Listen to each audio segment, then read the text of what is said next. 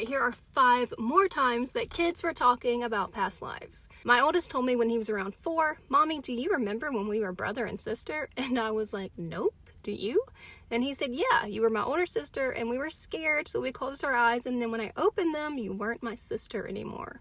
My son was afraid to potty train because he said, "When I was in your tummy the first time, I fell out into the toilet and you almost flushed me down." I literally had a miscarriage 1 year before I conceived him, and from about ages 2.5 to 5, he told me numerous stories about how he was in my tummy once before.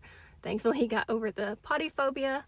He tells me that still, he's 9 years old, he'll say, "I love you, Mama," and I'll say, "I love you more," and he says, "Nuh-uh, I came back to you." My 5-year-old tells her dad that he is the best dad she has had because the other one was always mean to her mom and her. I asked her more about it, and she went into detail about how her old dad would beat up her old mom, and when she tried to help her mom once, she said that's when she was unalive.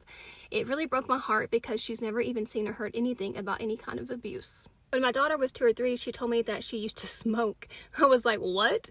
She said, "Yeah, when I was big like you, I smoked cigarettes." She remembered owning a bar and sitting at the bar and smoking. She gave a very detailed description of the dress she wore and all. I never discouraged her when she talked about it. That was one of many memories she had. We still talk about it, and she's 25 now. My daughter would cry every birthday. When she was 5, she started crying on her birthday, and I asked her why she was crying.